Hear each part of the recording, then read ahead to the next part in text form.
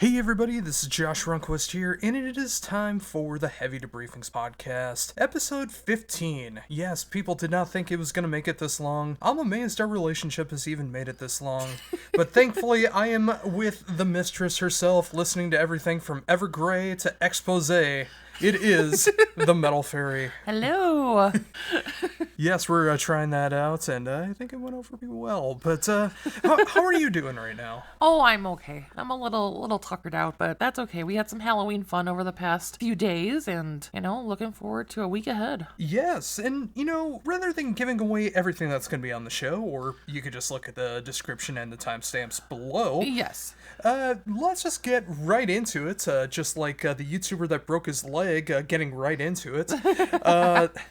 Yeah, we had some Halloween heaven and hell over the past week. We did. Let's start with the heaven because that's chronologically right. Yeah. A few days back, we decided to go on a little stroll in a neighboring town, and we looked at a bunch of really cool Halloween decorations in the front lawns and back lawns of some people's houses. Yeah, I mean, we've always been a fan of kind of the winter time around Christmas, going and looking at a lot of the spectacular Christmas decorations in the area. And I've always known people do Halloween decorations too, but I've never really heard of like anything official being set up. But a neighboring town to us has like an official thing for charity where families can sign up and kind of be on this Halloween Havoc is what it's called, tour of the town. And yes, Sting, Vader, Lex yes. Luger, they're all there. The Dungeon of Doom, everybody was there. Yeah. No, it has nothing to do with wrestling, unfortunately. But if you go through the city website, they provide you like a map of where all the houses are, and you can just, take a little drive around and kind of check out some of the crazy decorations that people have. And it was really fun. Yeah, there was a lot of cool stuff. Yeah. Two things that we really noticed are in vogue to continue on with the 90s girl bands. Yes. Dragons. Yeah, there's a lot of dragons. There was a lot of dragons. Really cool looking dragons, absolutely, too. absolutely. And also a ton of Jack Skellington. Yeah, I mean, it seems like it just keeps getting more popular every year, The Nightmare Before Christmas, which is great because I like it, but And you were against it for so very long. I never watched it for so long. Until you actually watched it. Because, I just never had seen it for a long time, but then when the popularity hit with, the Hot Topic crowd and stuff, and it's like, oh, just rolling my eyes at the idea of watching it, but I enjoy it, though. It's a cute movie, It's a very cute movie. Zero is adorable. He is adorable. But, yeah. It's not, my favorite movie by any stretch, but it's enjoyable. Well, you have some Nightmare Before Christmas stuff. A few things, yeah. Yeah, but, you don't go overboard on it. I never really see you go overboard on anything, which I truly appreciate. Yeah, I think my biggest collection would be Crow stuff, which that I will not change. Nor should you. Yes. And of course, I have my stuff with The Simpsons and everything. Oh, yes. Which I will not change either. No. But then fast forwarding a day, it was just a day later, or 2 days later, whatever. Anyways, yesterday morning, we decided to venture out to Minnesota's largest candy store. Yes, this is actually a pretty cool attraction. It is. It's in an old barn type Yes. setup where, but they redesigned it in so many different ways. Yeah. And there's a lot of really cool stuff that goes on there, like a lot of attraction stuff that goes on there. They have the Doctor Who telephone booth in there. They have animatronics that play different candy type songs. Yeah. They have a Frozen section, not just cooling foods and treats and stuff like that, but I mean the Disney franchise Frozen. They have some cool stuff in there, and they also have a superhero section where they mix all the different DC and Marvel characters combined, which a nerd like me does not appreciate. But honestly, it does look really cool. They have a giant Hulkbuster Iron Man that's taller than I am, which is a rare feat. They have a gigantic Hulk. They have a whole bunch of really cool stuff in there. It's a cool place. And if you love taffy, they have every flavor of taffy under the sun. Yeah, they have all kinds of candy. They're an apple farm and pumpkin farm as well, so they have all that kind of stuff. They also have a large variety of sodas and stuff like that, off the wall kind of things. And although we live closer to Minnesota's largest soda shop, yes, which we've never actually taken a venture into, despite it being one town over. Yeah, we should do that sometime. We should. But this all came at a price, didn't it? Well, and I don't mean just the expensive price either. Well, and we have been there before, but it's been quite a few years. Like 6 years? Yeah, something like that. And I don't know, just crazy me thinking it's midday on a Friday. You know, yes, it's getting closer to the weekend, but I thought it wouldn't be as busy as on a weekend. Oh, no, we were wrong. And wrong. I have learned that apparently this was MEA week for kids, so that's why a lot of kids were off, I think. Oh. So bad on us for not noticing that ahead of time, but it was insane. It was so busy. I feel like the selection was a little different this time too. Don't get me wrong, they still have a ton of stuff, but a few of the things we were kind of hoping to look for weren't there anymore. Yeah, your blue mints were not there. I know there's these, unless they were out of stock. Maybe. Yeah, last time there was these little blue square mints that were so good, but they didn't have those. They did have my root beer mints though. Root beer barrels, yeah. Yeah, the root beer barrels. Mm-hmm. Yeah, I mean, we got some good stuff, we did, but it was just so chaotic, and I just realized how much I really just don't like people. Yeah, especially, I kind of feel hypocritical right now. Yeah. Because we don't go to shows because of how many people are there, Yeah. but yet we were lined up like cattle or Yeah. sardines. Yeah. Going in line to get candy, so, you know, it's kind of tongue-coloring. Well, the thing is, though, like, you don't even realize how many people it is till you get in and kind of get already, like, in the situation, and then you're like, well, crumb, I'm here, let's just get our stuff and get done, which we did try to get done as fast as possible, but, yeah. And then outside, there was bugs everywhere, which is not a thing for a girl like me who does not like the outdoors. Now, one thing to keep in mind here when it comes to that, Yeah. they have a whole bunch of vegetables outside. Yes. But they also have pumpkins wrapped around the entire building Yes. for sale. Mm-hmm. And this is a huge, monstrous building. Yes. And there's pumpkins upon pumpkins everywhere. Yes. So every type of bug that you could think of is out there because they don't want to put pesticides on pumpkins that they're trying to sell. Exactly. So, you know, it's just, yeah, if you don't like bugs, if you're a city gal or guy, you know, it's just like, it's not really the best situation to be in when it comes to that. Yeah. But, I mean, it's cool to look at once. Yeah. And then you kind of see the prices and how much they've jacked up over the last 6 years and Yeah. all the people that are there. And if we ever do it again, which we're probably not going to, but if we No. ever do it again, let's do it on a week where the kids don't have off from school. And go like first thing in the morning. Yes. Plan wisely if you do decide to go. Yeah, because I'm sure we did miss out on a lot of stuff that Yeah. we would have enjoyed, but I know I can speak for myself when I said that I was scared poopless. My anxiety was rampant. I was sweating profusely due to the fear. Yes. I actually had to go to the bathroom. I hardly even had to go to the bathroom, but I was hyperventilating in there. Yeah. Just because of how nervous I was to be around people, and especially with us who really took the pandemic very, very seriously, and still do to this day because we Yes. don't want to get sick. Yes. I'm fat and I am diabetic, so, you know, it's like I'm trying to avoid all that stuff altogether. Yeah. And also just being around people just scared the liver out of me, as you would say. Yeah. And I also was a ball of anxiety. I was a mix of anxiety and also anger, just how like rude and disrespectful people are. oh, yes. Yeah, there was one woman in particular, as we were leaving, pushed herself ahead of us, just like no regard whatever Yeah. to her surroundings. And Yeah, there was a lot of that. and there was plenty of people on their cell phones that were just like walking in front of people who Yeah. did not care who was around them. And people like stopping to have chats and stuff. It's like, no, just keep the flow going. Keep the flow going. I mean, I purposely tried to keep us to ourselves as much as possible. Kind of stayed a little back ways from the people in front of us and tried to like avoid people, but it's hard. So definitely lesson learned, not going there again. And besides, as we've probably learned in the world of technology that we live in right now, Yeah. not only is probably all of this stuff available on Amazon in some way, shape, sure. or form, it's Yeah. probably cheaper in some way, shape, or form. Or some there's tons of candy stores online. So yeah. Yeah, and, you know, it's just with that as well, you know, it's just like you go there for the attraction of it all. Yeah. You can go there and get candy and stuff like that. I mean, Yeah. we did stock up for ourselves for Halloween. Yeah. But, I'd say just go there once if it intrigues you in Jordan, Minnesota. Yeah. But if not, you know, you might be doing yourself a favor. Yeah. Again, like we got some good stuff and it was a pretty drive too. The trees are beautiful right now, but plan wisely. So moving on, we have a few news things we need to talk about. The news!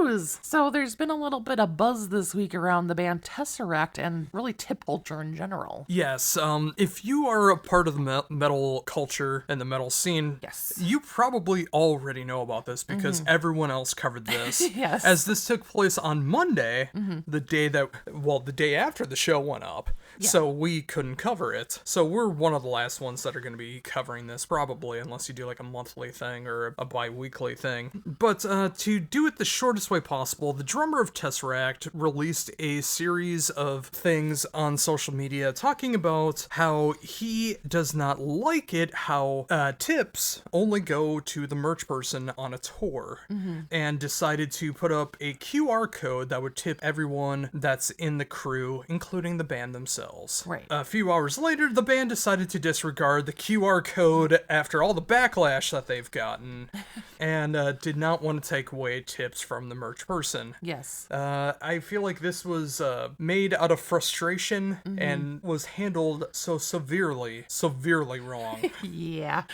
Now, what are your thoughts on this whole situation? Yeah, I mean, so one of the things he pointed out was that there were fans who thought they were tipping the band when they were actually tipping the person who was, working the merch booth. And while I understand if people are actually coming forward saying, hey, I was bamboozled into thinking this, sure, address that. But in my experience, when you are tipping somebody who is doing a service for you. And so if you're going to the merch booth and buying something from the merch person, that would be tipping the person who is helping you make that purchase. And if you want to say the band is doing a service that night, that's what the ticket is for. Yes. Or I know some bands have separate tip jars sometimes, on stage or whatnot. That's different. But if it's there and unless it says otherwise, you assume it's for the person who is doing the service.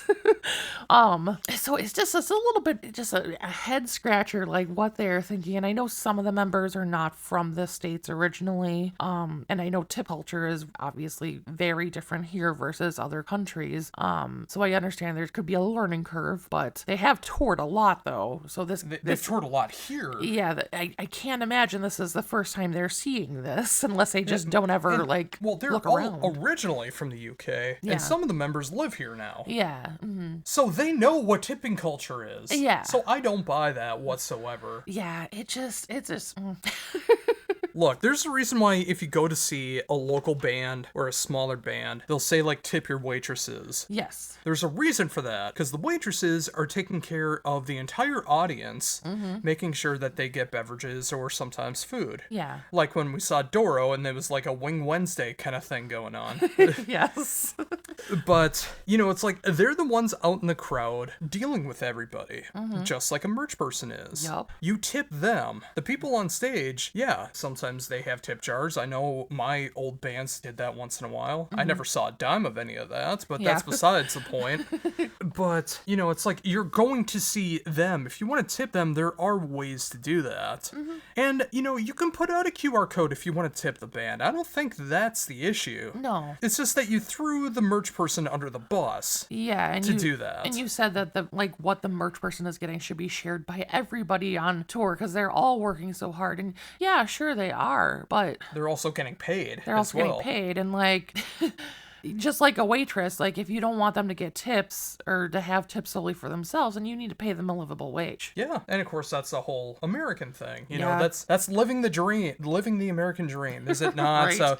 Working for $2.15 an hour plus tips. Exactly. Yeah, it's so lovable. But we're not a political podcast, even though No. we do have our leanings. Yes. And they do come out once in a while. But what else has been going on in the news?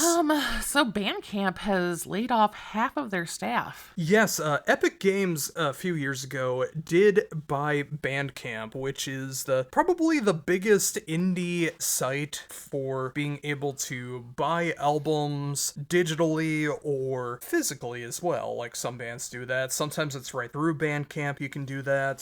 There's so many different ways to be able to go about it. But due to lost wages and Epic Games giving away free games every single week, they probably started losing losing their income, and they sold off Bandcamp to another company that I am forgetting the name of. Yeah. But they decided to cut half of the employees at Bandcamp, and there is a lot of worry in the music community that Bandcamp may not make it past 2024. Yeah. Have you ever used Bandcamp? No. I think I may have clicked on a link once or twice, but then I pretty soon realized the band was not good and clicked off of it. Well, that's the thing, and well, I mean, now you can hear that with all of the different streaming services, but Bandcamp definitely has its fair share of bad music, because anyone can put up their music at any time. You can charge whatever you want to. Some, it's just like a pay what you want. Yeah. Some, it has like full CD price. Some has some digital price. You get vinyl on there. There's so many different avenues that works out.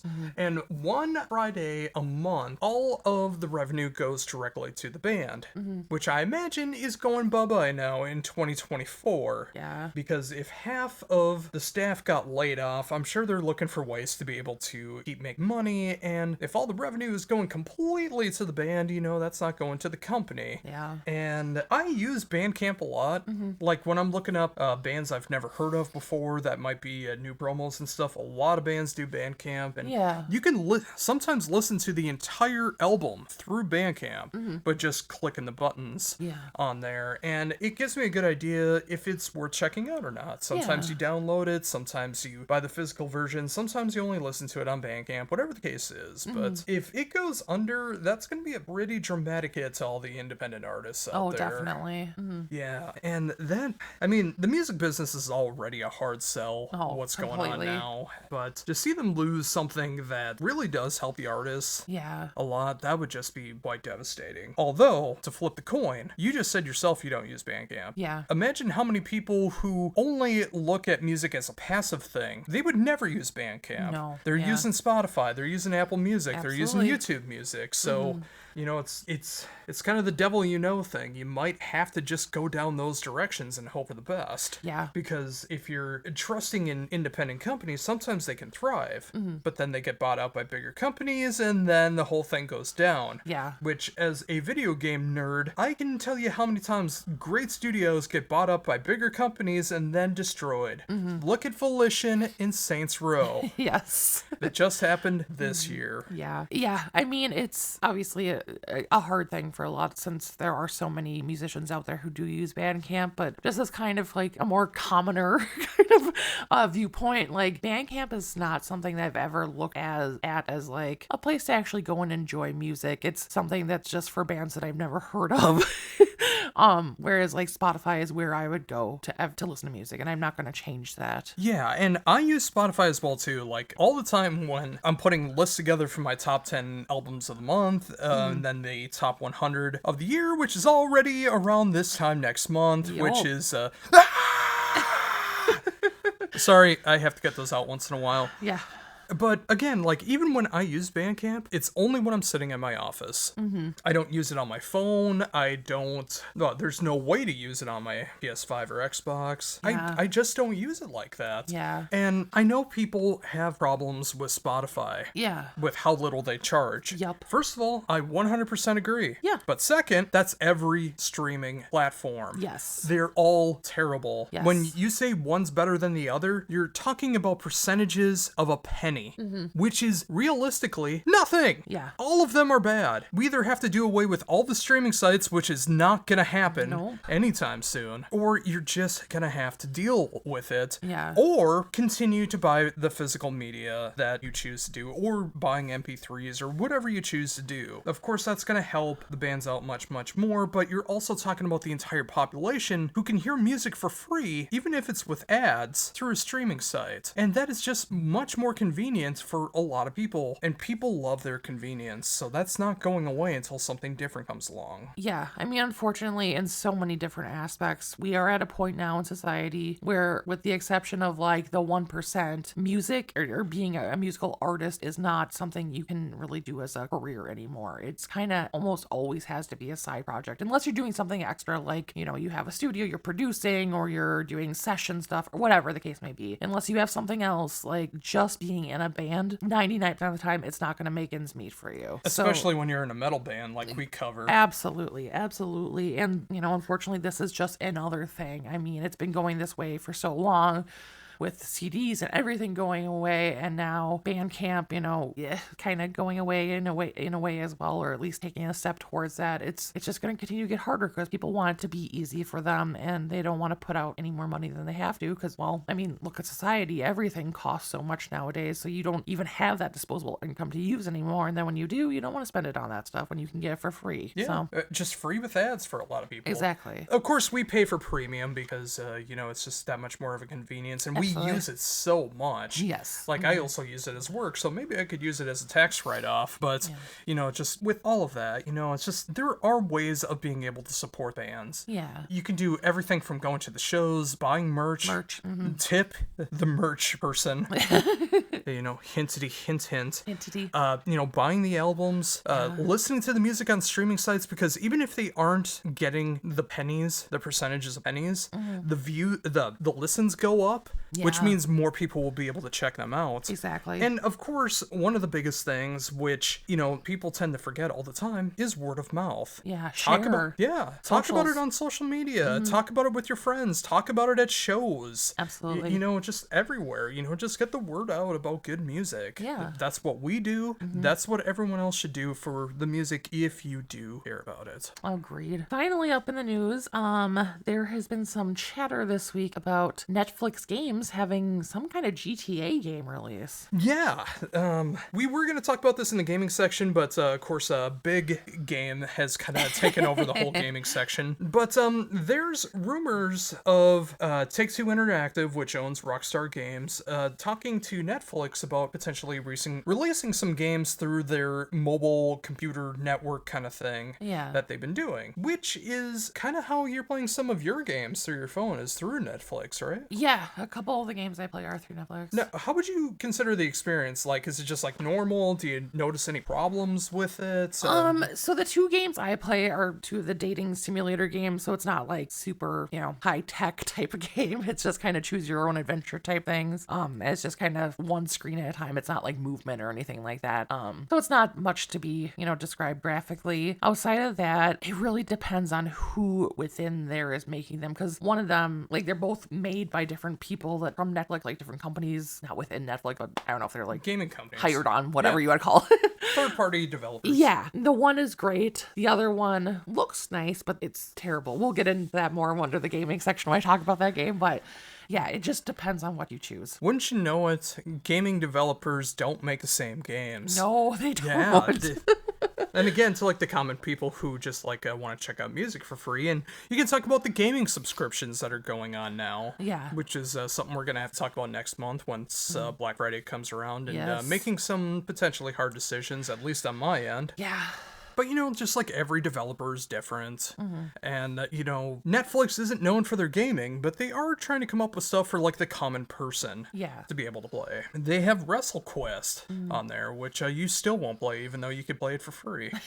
But that's besides the point. What I think is going to happen with Rockstar and the Grand Theft Auto games is I think they might release some of the very basic Grand Theft Auto games on there.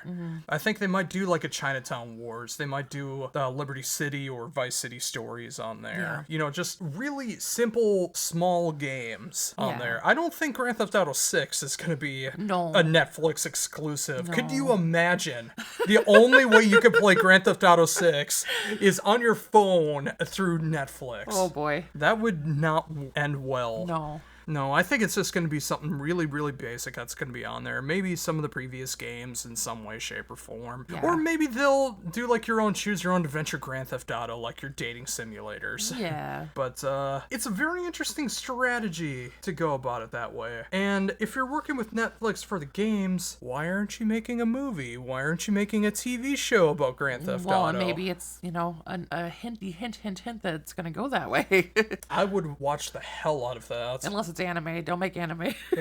We don't need a Grand Theft Auto anime. We really, really don't. We don't. But yeah, that's where my mind went automatically, is GTA of handhelds of the past that I've played, and it's going to be a way more simplified version, which could be fun, but it's not going to be something extraordinary. It's not a Netflix seller. No. Not like a PS5 game I've been playing that we'll talk about later in the show. Yes, that is accurate. That is a system seller. That is. But with all that said, I think we covered a lot of the news right now, and I'm sure people would like to hear something different from us right now. So now we come to my favorite segment of the show, where the Metal Faerie really gets into her true feelings about 3 random songs that I pick out for her. She doesn't know what I'm going to pick ahead of time. It could be all stuff that she loves. It could be all stuff that she hates. And boy, do I have some fun with that coming up in a couple weeks. A little Freddy foreshadow for that for your birthday. Yes. But right now, let's see what happens in this round of musical roulette. So to start things off, I introduced you to the band Korea, which I showed you last year. You forgot, as it normally is, because you need to listen to bands in your own isolation. Yes. And usually on your weekend excursions to be able to really appreciate a band. But this was the song Mantle, who we did miss back in the beginning of the month, opening for Wolves in the Throne Room and Black Braid. What did you think? Call me Natalie Imbruglia, because I am torn. Torn? Ooh. Like, lying naked on the floor? Not right now, no. Okay. But part of me likes it, like the mix of like the chaos with a clean kind of overlay over it. But then part of me, like the chaos just makes my anxiety go through the roof. Like just in listening to that little bit, I'm like on edge. Really? Yeah. And it doesn't always hit me like that, songs like that, because I like that kind of style sometimes, like the kind of mix of heavy craziness and, clean melody over it. But sometimes there's types of chaos that just kind of raise my anxiety. And maybe you want to be this all the time. Maybe it's more mood music for me. But in this moment, it raised the anxiety. Well, we have had anxiety written last few weeks, and this coming week will be no exception for us. Well, that is true. So I can understand that if things are hitting you like that. Yeah. Yeah, it's pretty rough. For me, I do enjoy this band a lot. Yeah. I think sometimes they go a little too raw in the production. It has like that first wave, second wave black metal sound to it. And other times they have really clean production. And I could see how that might even mess with you without even thinking about it, because, sometimes just that kind of production, you might hear things differently, and that can induce some anxiety as well. Totally.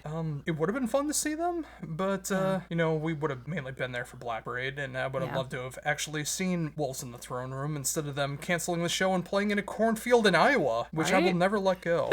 Next up, I went with one of my favorite songs of 2022, although not one of my favorite albums of 2022. It is from Greg Puciato, a former singer of the Dillinger Escape Plan, current backing vocals for Jerry Cantrell in his solo work, which is quite a transition. Also featuring a guest spot from Rebecca Myers of Code Orange with the song Lowered, easily the best song on the album, and last year you enjoyed it. How do you feel now in 2023? I'll be honest, I don't remember the song at all. Vocally, I kind of like it. Like, yeah, they almost kind of have gothy voices in a way, and I like that. There's a hint of kind of, how do I describe this? Sometimes when people sing, just the way they sing makes it sound like they don't care about how they sing, and... Morrissey. Sure. And there's a hint of that to their voices. I'm not a fan of that piece, but I like the kind of the gothy vibe of it, though. Musically, it's okay. It's okay. It's not my favorite, but yeah, it's fine. It's fine. It's fine. And that's fair. Yeah. That's fair. I think I know what you mean. Yeah. I guess it depends on who it is that's doing it. Yeah. But I think I know what you mean. And if you know what the Metal Faerie's talking about, let us know in the comments down below. Just so I can get some reassurance in my mind. And finally, talking about a newer album that just came out this month, and a band that really is near and dear to me for all of the topics that they cover, is the band Svalbard. And the first track off their brand new album, it is the song Faking It, which, there's so many different ways that you could take that, but when you really pay attention to the lyrics, it's about faking being happy around other people, so they don't see how depressed and anxiety-filled that you really are. Yeah. And it's something that I can very, very much relate to. What about for you? Yeah, so I'll start lyrically, because we were looking along at the lyrics when we were listening to it, and definitely love the lyrics. They are really great. Musically, I enjoy it. Yeah, I think it's pretty good musically. Vocally, I don't know that I'm a huge fan of her harsh vocals. I know you said she's sings clean vocals as well on some songs, so I'd have to listen to that more for that. But as far as this song, I'm not a huge fan of the harsh vocals, but I do love the lyrics, and the music are really nice too. Well, I think, getting my tea and putting on my Professor Metal coat on here, I think the harsh vocals really work with this song because, like, it's a really good representation of, like, how it feels on the inside when you're trying to portray you being someone else. Oh, believe me, I know all about that. Well, that was the point I was trying to make. Like, I feel like the vocals really work with that. But I can understand that. And I think if you hear the songs where she's doing both, yeah, and I think there's like 1 or 2 songs that are just clean vocals on this album, I think you appreciate that more. I mean, we listened to this a few weeks back, and you were humming and doing your little singing along with like the vocal melodies and stuff like that too. Yeah. So once you remember it, I think you'll maybe have a little bit different feeling behind it. But spoiler for next week, this will be in my top 10 of October 2023. But I think it was a good way to round out everything for musical roulette this week. One with male vocals, one with both male and female vocals, and the third song being all female vocals. Yes. I thought it was a good way to wrap things around. Absolutely. Okay, up next we are going to get into our first of 2 Halloween segments this week. First one being our top 10 horror movies of all time. So what was your kind of mindset going into this one? Well, I mean, there's a lot of different ways that you can go about this. Like, what are the scariest horror movies? What are the most memorable horror movies? What are the ones that you have like a most emotional attachment towards? Yeah. For me, I go with the ones like, if I was to just pick out 10 movies I would want to watch over and over again, these are the ones that I would choose. Yeah, I kind of had the same mindset. I mean, there's a lot of different ways you could go with this. And it was hard because like my top 5, I kind of had already in mind long before this because they've been set, But then I got into the lower numbers. I'm like, well, there's so many that could be on here and stuff. But what I came to is ones that I like have watched repeatedly. Because if I can keep going back to it, that means it's something pretty special to me, So that's kind of where I went with it. I do have a couple honorable mentions at the end too, just for kind of newer ones that I haven't gone back to yet, but I feel like they could eventually work their way up. Also, one thing I will say with mine is I tried to do 10 different horror movies, like very like different styles, different franchises, stuff like that, like kind of like a garden variety of horror here. So you're not gonna really get a sense of who I am as a horror fan here. You're gonna see all the different sides of what I enjoy in horror. And I mean, mine went a little bit all over the place, but I didn't try to go for any like genre or different genres. I just picked the ones that are my favorites. Well, I guess I kind of approach this the same way that when I do other top 10 lists, I try not to repeat any franchises. Oh, I try not to sure. do any things like that. Yeah, I did the same thing. I didn't repeat any franchises. But outside of that, though, I didn't hold back anything. Oh, fair enough. So how about you get going? What's your number 10? My number 10 is actually a movie that showed up on our Google TV not long before we started recording. It is from the Tales from the Crypt series. Yes. And it's my favorites of the 3 movies that they did, Bordello of Blood. Very nice. Besides the fact it has one of the Coreys in it. Besides the fact it has Dennis Miller before he became a hard right-wing Republican. It's Tales from the Crypt, which is one of my favorite IPs in horror. Yes. And this is just that perfect mix of vampires, campiness, and of course the Crypt Keepers showing up throughout the entire movie as well. Yes. Yeah, I just love everything about this movie. I've seen it so many times, like the TV version and the real version of it, which are completely different because they, there's only so many things that you can show on TV. Yeah, it's just a really fun, campy 90s horror movie. Yeah. And one of the first times you ever stayed over with me, all the way a decade ago, I tried showing this to you, and you fell asleep within the first 15 minutes. To be fair, I fall asleep very easily. That is true. And also, to be fair, I fell asleep not long after you. Yes. That's also what happens when we weren't sitting on couches and we were just laying in my bed. Yes. Now, do you remember anything about Bordello of Blood? Yeah. Tales from the Crypt. I mean, there's no losing with Tales from the Crypt, I feel like, so it's a good choice. Fair enough. We'll have to watch it so you can actually see what it's like for the first time. So my number 10 is Friday the 13th Part 2. Part 2? Part 2. Wow. Well, the first one is, his mom, whereas this is the first one with him killing. So yeah, I just But it's love also it. before he got the hockey mask as well. That is true. That he is has true. the sack on his head. That's true. That's true. And that is more iconic, obviously. But I just love the story with this one too. And I don't know. I've always enjoyed this one. This is one I'll always watch whenever I see it on. So yeah. So with that, it is your favorites of the Friday the 13th movies. Yes. More than Jason X. I mean, when he's in space. Come on. Well, that's not Friday the 13th. Or sorry. Yeah, it is. Sorry, I was thinking you said something else. Sorry. Well, I said Jason X. Yeah, because sorry. A little tidbit for only the scholars out there will know this, but right around the end of the Friday the 13th movies, the franchise holders switched to a different movie company, and they can no longer call it Friday the 13th, so they started calling it Jason. So like Jason Goes to Hell, Jason X. Yeah. But it is still technically a part of the Friday the 13th series. It is. Yeah, it is. Although technically it's not the name, so. But you're right. I mean, that one should be my number one, so. Yeah, that's what I figured. Yeah. But maybe it'll show up later in the list since you said it technically doesn't count. Exactly. What's your number 9? My number 9 is Deathgasm. Oh, yes. A very metal horror movie, which has so many different kinds of metal references. Skullfist, the band, is all over this album with their best album, Chasing the Dream. Just a great movie about how metal can affect the world and bring on the apocalypse. And just a really fun New Zealand movie. And like we talked about last week or the week before, I can't remember which episode it is now, but if you've ever seen that meme with the girl dressing all cute for her date, and then there's the one right next to her dressed up in the black metal corpse paint, that's where the meme comes from. Yes. But there's so many great references and lines from this movie, and I really hope Deathgasm 2 Goremageddon does get all the funding it needs, because I need closure to this story. Yes. No, I love Deathgasm. That is an excellent choice. Well, thank you. My number 9 is The Strangers. Ooh. Have you seen that one? I can't remember. I haven't, but I heard that there's going to be sequels or prequels that are in the works right now. Well, we should watch this one together, maybe this weekend. Is that the one with Liv Tyler? Yep, it's with Liv Tyler and Scott Speedman, who I love Scott Speedman.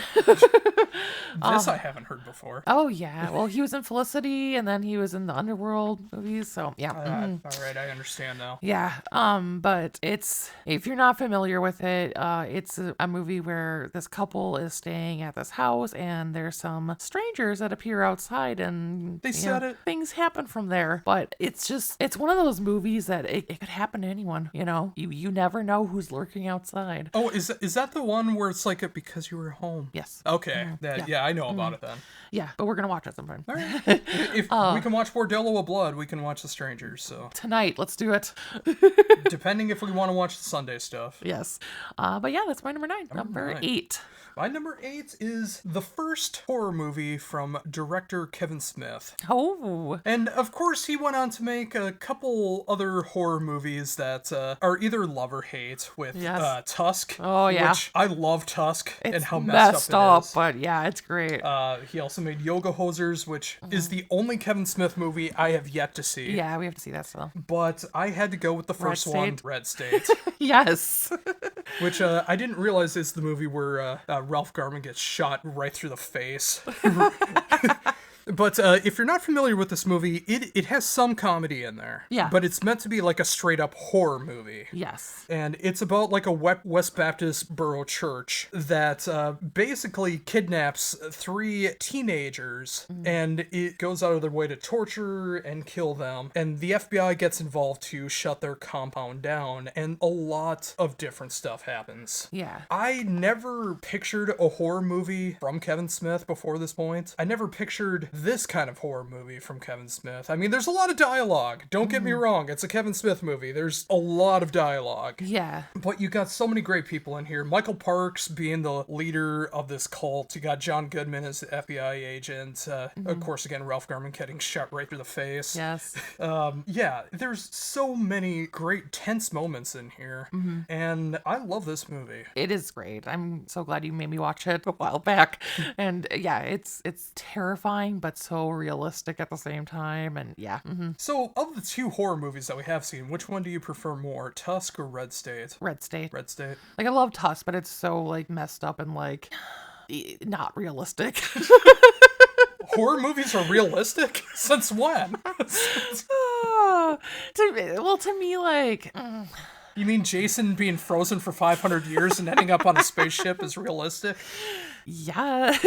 No, but there are some movies that just hit me more because they are so realistic, and in this case, this one of those ones. And of course, a topic that is very important in your life, the sociological aspects of this movie. Absolutely, heavily. It's just rich and full. Yes. And anyone who's never checked this out, even if you're not a Kevin Smith fan, check out Red State, and it might change your mind. Absolutely. So my number 8 is Sleepaway Camp. Oh, he's doing the pose. Oh god, I love this movie. I love all the Sleepaway Camp movies, but the original is just the best.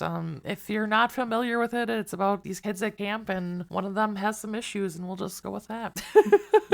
And a twist, unless you've been on the internet, you will never see coming. Yes, that is absolutely true. But it's so campy. Sleepaway Camp is campy. It is. It's slasher. It's just perfect. Yeah, perfect. If you've never seen it and you love your slasher movies, you need to see at least the original Sleepaway Camp. Yes. The other two, I've seen a lot of people say that 2 and 3 are better, and it has a better villain who controls the role. Do you agree with that? I can see that, because one, they're significantly younger. So, I mean, with that, it's just kind of innocence, and stuff. But, like, I think they're all gems. So, yeah. That is quite fair. What's your number 7? My number 7 is the best Rob Zombie movie made. Okay. The first movie of this trilogy is my least favorite. Right. The third movie is actually one I consider to be very, very underrated. Yeah, and I understand agree. why a lot of people don't like it, because the main character died in the process of this movie. So they had to change a lot of things around and add a new character. Yeah. But I don't think a lot of people gave it a fair shot. I agree. But the second movie is that perfect mix of a horror movie mixed with action thriller, hard comedy, and you can make the argument it should have just been the 2 movies with the ending of the movie, because when you think about how it works into the third movie, it makes absolutely no sense. No. But of course, I am talking about The Devil's Rejects. Yes. Anyone who thinks that Rob Zombie is a hack of a director, I will say you're kind of right. Love half your movies. Right. But this is the gem example of when he actually puts his effort into it, he can create one of the best movies. Not just in horror, but just in general. And it feels like a 3 from Hell kind of takes the same aspect of The Devil's Rejects, where it feels like it's 2 different movies that are put together. Yeah. The first half is like pure, unadulterated horror. And the second half is the Fireflies escaping. Yeah. Which I argue to say is the better of the 2. But all of that said, I just think it's that perfect culmination of everything. And the only other movie that kind of comes close to me is the first Halloween movie that he made. And the rest, well, besides 3 from Hell, the rest I can really do without. Yeah. But I will always enjoy The Devil's Rejects. Yeah, I love the trilogy. I love all 3 of them, and excellent selection. My number 7 is Funny Games. You haven't seen that one either. I know of it. Yeah. So this one, without giving it away, it's a family. Is there some funny games that happen? There, in a way. There's a family, and 2 young men show up at their door. They think they're just kind of people who live nearby, and chaos kind of ensues, we'll just say. But yeah, it's another movie, kind of like The Strangers, where like you just never know who you're dealing with, and like complete madness can happen just by having an interaction with someone. So is it kind of in the same tone as The Strangers? Or a little bit, yeah. Is it darker? Is it more brutal? Is it... Depends. There's some humor to Funny Games. There's some humor in there. So it kind of lives up to the title. A little bit. Okay. But yeah, number 6. Right on. All right, my number 6 is...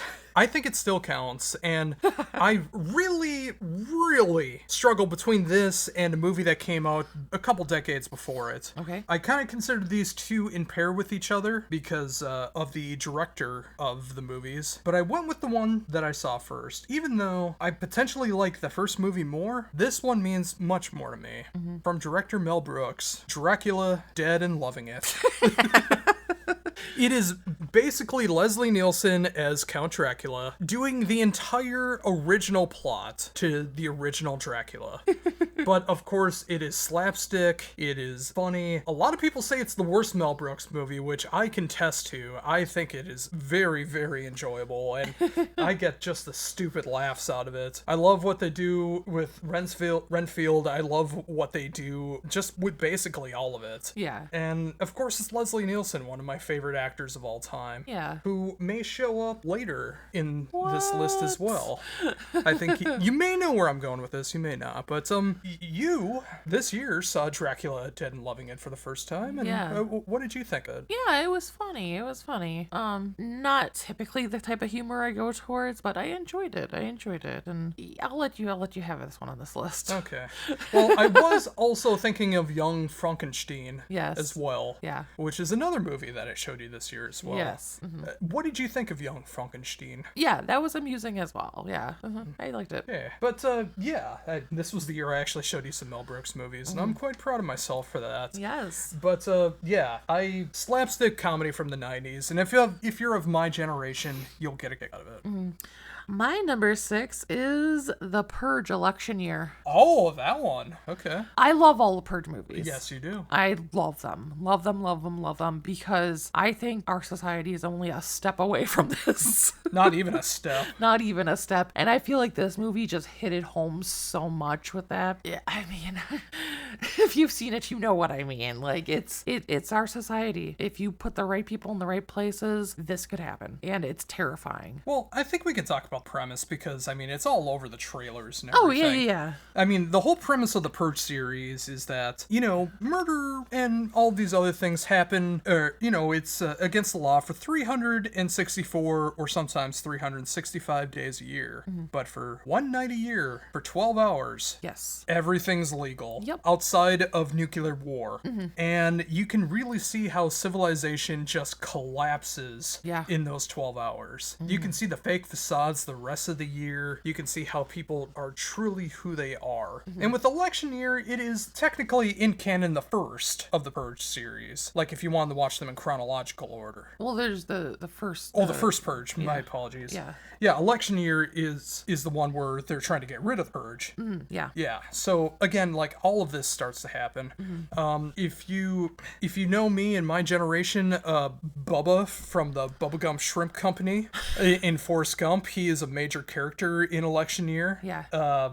It's a good sense of comedy in there as well, but it's also terrifying to see just like the real aspects of how close we are to the demise of Western civilization. Yeah. Well, and just how people use they paint it as this like way to better society, but really it's just a way to like in their minds get rid of like the lower class essentially, but then like even like upper class turn on each other. It's all kinds of craziness, Yeah, no matter where you are on the financial or societal level, it hits hard. Oh yeah, absolutely. And I love the series as well. Mm-hmm. I think they could continue it till the end of time. Yeah. And maybe they will, maybe they won't. The last movie kind of seemed like it might have been the end, but we'll have to see what happens. I've heard rumors of another movie, and then there was a TV show too. I haven't watched that, but we watched a couple episodes and then we dropped out. We didn't keep up with it. Yeah. Just like Chucky, we were gonna watch that and then we forgot to. Yeah, I might watch some of these at some point, but we'll see. What's your number 5? My number 5, I think might make your list. Okay. We'll have to see what happens. Yeah. But it is an A24 film that I thoroughly enjoy. I don't know if it's my favorite from this director. There's a movie that came out this year that might overtake it. Yeah. But when it comes to what I enjoy about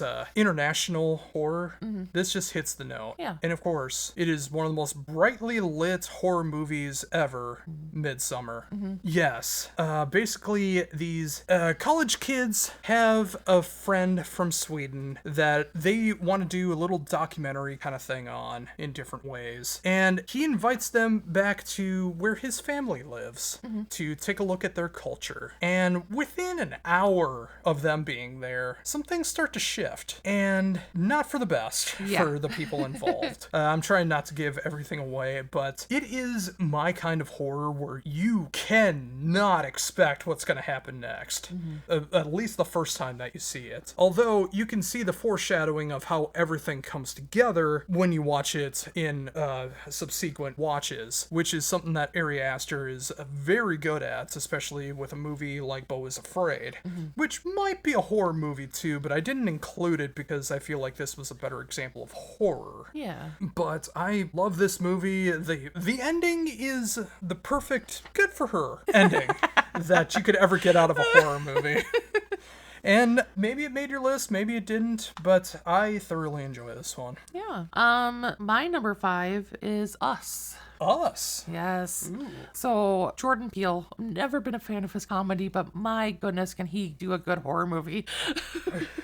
Have you ever given his comedy a chance, or is this like a Nightmare Before Christmas situation like we talked about earlier? So not since any of his horror movies came out, but I know like back before that I saw some and I just never got into it. So I don't know, maybe if I tried it again. But anyways, I love all his movies, but Us is my favorite. It's just so, I don't want to give anything away with this either, but... Well, do you want me to try to do it? Sure, yeah. Okay, this family decides to go on a vacation. Yes. And they started, they're also with the dad's best friend is also nearby, and they vacay together every year. Yeah. And they started noticing some very strange happenings starting to happen. Things that it looks like it's them, but it could be not. Yeah. And some really graphic stuff starts to happen, some real near-death stuff starts to happen, some real death starts to happen. The best use of NWA ever used in a horror movie. Absolutely. Just everything that you could potentially want in a thriller horror. Yes. Because you don't really know what's going on until probably 3/4 of the way of the movie. But it all has connections to stuff that happened decades in the past. Yeah. Well, and some stuff you don't know until the very last second of the movie as well. Yeah, I mean, there's a lot of symbolism. When you rewatch it, you can see, like, kind of like what Ari Aster does. Jordan Peele also does this with his movies, too, where you can see a lot of things when you rewatch them, like how it foreshadows so many different things. And I love that because it has that replay value to it. Absolutely. This is probably the least talked about Jordan Peele movie, I think. Possibly. I mean, I've seen a lot more negative towards Nope. Yeah. And I've seen so much positive about Get Out. I never hear really anyone talk about Us. Yeah. I love it, though. It's so sociological. There's so many debates and discussions that can come from it, which is a piece of it I love. It's also very creepy. Just, there's a lot of creepy scenes, but just the idea is creepy as well. And it's just, it's so well put together. It's amazing. And I honestly think people should check it. I think you should check out all 3 Jordan Peele horror movies so far. Absolutely. Maybe not all 3 of them are up for you, or you'll be into. Yeah. But at least one of the 3 will, because they're 3 very different horror movies. Yes. And I think there's bound to be at least one of them that's like, you know what, I'm glad I watched that. Absolutely. And speaking of that, I have to go with the first one that Jordan Peele made coming up right now with Get Out. Yes. Which kind of brought me back into horror. Yeah. Because I was kind of like him-haw about it for so long. Like some of it I enjoyed from the past. I never really went out of my way to watch horror. Yeah. Well, thank you, Jordan Peele. Yes. For saving this relationship. Yes, this is the one thing it lingered on. But when we actually watched Get Out, it rejuvenated my love of horror, and I haven't lost it since. Good. Like, I'm still really picky when it comes to like horror stuff. Like, I'm still not big into the ghost stuff. The possession movies, it has to be done right for me to enjoy them. But something like this, which almost the entire movie is realistic. Yeah. I mean, there's one major twist that's very unrealistic, but the rest of it is just so real. With the sociological aspects of it, about how we treat people that are not us, the way that we treat outsiders, the class, wealth, everything that goes into it. It's done with the right kind of humor. Bradley Whitford, the father of the movie, is a national treasure. Whether he's doing Get Out, whether he's in Kong versus Godzilla, I mean, he's got incredible range for... He does. And of course, just the great greatest line. I would have elected him for a third term. He's the best president we ever had. Right? But there's just so many great moments. Bill from King of the Hill is in the movie as well too, as I think he's the grandfather in it. The big twist at the end. He's the one that's basically involved in some way, shape, or form with that. Yeah, that's Bill from King of the Hill. And the most satisfying ending to a movie. Oh yeah. I will always remember us being in absolute fear. Yes. At the end of the movie. Yes. And it's the only time I've ever been in a movie where everyone started clapping. Yes. When the true ending finally happened. Because everyone did not want it to go down the way that it seemed like it was going to go down. Yeah. But I love this movie. I love all three of them. I don't think there's a decline in his movie making, despite what a lot of other people not say. At all. I love all three movies, but I have to go with the one that brought me into the dance. I have to go with Get Out. Totally understand. Again, I love that one too. My number 4 is Midsommar. So, I mean, you kind of discussed it earlier, but I'll just add on, like, if you can make a movie that is completely in sunlight and make it that terrifying, you're doing something right. Yes. It's another one where you can pick up on a lot of things throughout. It takes you through so many ranges of emotions. It also is very sociological and psychological because it shows a lot about like loss and how that can affect you.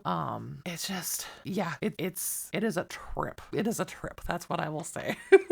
Yeah, it's entirely shot in sunlight. Yes. It's entirely, like, using, like, natural light as well. Yes. There are some dark scenes, don't get it wrong. Like, it's not completely all in the sun. There's moments where it's not in the sun. Yeah. But it's primarily that way. But, it just shows that you can make horror in any way that you want to. And, again, this was another rejuvenation horror movie for me because it showed me that there are still great horror movies out there that are not just about, like, driving a franchise into the ground. You can do everything in one film and do everything that it needs to do. Yeah, and Florence is an amazing actress. She's probably my favorite actress now. She just does such good work, and I adore her. I adore her. I figured that would have been Mia Goth at this point. I mean, she's creeping her way up too. But Florence still has my number 1 spot. That is completely fair. So what's your number 3? My number 3 is also debatable if it should be on this list. Okay. Because I know some people might consider it more of a thriller. Okay. I consider it a horror movie. Okay. And it is also my favorite role that Sir Patrick Stewart has ever done. Oh, okay. It is another A24 film. I think it might be the first A24 film that I've ever seen. It might be the first one that we've seen together. Together, probably. Yeah, you might have seen some before then. But one possibly the best punk horror movie ever made. Yes. Green Room. Yes. It is essentially this punk band that is basically kind of just what we talked about when it comes into the modern day of being a musician. No money. No. They're not even breaking even. They're losing money with every show that they do. They're basically on the verge of collapse. Yeah. But they get invited to play this venue after another gig falls through. And it turns out to be a bar and a club where certain people aren't invited or welcomed. Yep. I don't even know if I can say the word on YouTube, but if you watch the movie, you'll completely understand. Sir Patrick Stewart is the leader of this organization. The band decides to play a Dead Kennedy song that was covered by Napalm Death. Yes. And if you know what I'm talking about, that kind of gives away into what the movie is about. Yes. And it's basically becomes a horror survival film from the rest of that point onward. I love this movie. Yes. It's got the perfect humor in the right spots. It's got amazing casting. Unfortunately, the star of the movie, this was his last movie before he sadly passed way too early from, a Final Destination style thing that happened to him. Yeah. And again, Patrick Stewart, you know him as just like this noble man from Star Trek. You might know him from other stuff. Family Guy. Family Guy as well. But you never imagine him being this. Yeah. And he sold the movie if it wasn't already sold at this point. Absolutely. Because he's one of the most terrifying people that I've ever seen in a horror movie. Yeah. And I just love everything about it. And I'm so glad we went to see it. Yeah, I love this movie too. I didn't include it on my list because, like you, I was like, is it horror? Is it thriller? What is it? But absolutely love it. And I understand why it's on. My number number 3 is Suspiria. So I love Dario Argento. He is such an amazing treasure of the horror world. But this movie in particular, it's very artsy, which isn't always my thing. But in this movie, it just works so perfectly. It's about a girl who goes to a dance academy, and well, things aren't quite as they seem there. So that's what I'll give away. But it's creepy, it's beautiful, it's just insane. Yeah. And we had one of the coolest experiences ever with this movie. Yeah, I know we've talked about this before, but yeah, well, we got to, if you're not familiar with the movie or the band Goblin does the soundtrack to the movie, and we got to see them live while the movie played behind them. Yeah, they didn't just do like the soundtrack, they did the entire film score. Yeah. Like every time they hear like a violin hits or something, or little keyboard notes in there, yes, they matched it up perfectly with what's in the movie. Yeah. And unfortunately, we did miss Goblin a few days ago doing Demons. Yes. Which would have been really cool to see. Oh, definitely. And of course, they've also done Dawn of the Dead, which I hope they do that again. That'd be really cool to see that way. But Goblin is a very underrated band when it comes to film scores. Absolutely. And I'm amazed you like prog rock, because Goblin is a prog rock band. Well, I like their soundtrack stuff in relation to the movies. I've never listened to other Goblin work, but... Well, once they figured out what their cash cow was, they kind of just stuck to doing and film it makes scores. sense. It makes sense. Yeah. But this was in my honorable mentions. I have one other honorable mention that I'll list for the end as well. Yeah. This came so very, very close, and it is near and dear to me. The only reason it didn't make my list is because I knew it would make hers. Yeah. So what's your number 2? My number 2 should be absolutely no shock to anyone, as my favorite style of horror is anthology horror. Yeah. And there's so many great movies that have been a part of that, like Tales from the Dark Side, Twilight Zone. VHS has some good movies a part of that. Yeah. You introduced me to Trick or Treat last year. Yes. Which that was really cool to see that in the movie theater as well, considering that was never released in a movie theater. But again, I had to go with the date that brought me to the dance. And of course, featuring a segment with Leslie Nielsen and Ted Danson. Okay. It is, of course, Creepshow. And it also features Stephen King as well. Yes. Who, I think it's like one of only 2 real acting roles that he's ever had in his entire career. Yeah. It's this, and I remember he played a semi-driver in another one. Otherwise, he just basically does cameos. But Creepshow is a comic book series, and you take the magic of Stephen King, and you also take the magic of George Romero, and they made this movie come together, and it is my favorite of all the Creepshow movies. It's my favorite anthology horror movie. It's got funny moments, it's got scary moments, it's got moments that feel like it's right from the comic books. And of course, from the people who made Creepshow also did work on Tales from the Crypt. Yes. So the main figure of Creepshow does look a lot like the Crypt Keeper. Yeah. I mean, that was bound to happen when it comes from the same company. Oh, but yeah, I love this movie. It's that perfect, like, 80s silly horror. Yeah. But it also has some great aspects about it as well, too. And, like I mentioned with Tales from the Dark Side, that was supposed to be a Creepshow movie, but due to legality, it turned into Tales from the Dark Side. Yeah. But that also has a really great Creepshow feel and some really great moments in there as well. But all of the Creepshow movies are worth checking out. Absolutely. Excellent choice. What about you? Do you enjoy Creepshow? I do. My number 2 is Nightmare on Elm Street 3 Dream Warriors. You knew this was coming. Oh, well, it's the best one. It is. I mean, I love the entire Nightmare series, but this is just an extra special one. I mean, of course, there's Dokken on the soundtrack, which doesn't hurt anything, but... Rockin' with Dokken. But I love this one. Patricia Arquette is amazing in it. I love the cast of this one. I love the setting of this one. I love everything about this one. It's just... I'm a wizard! That's right.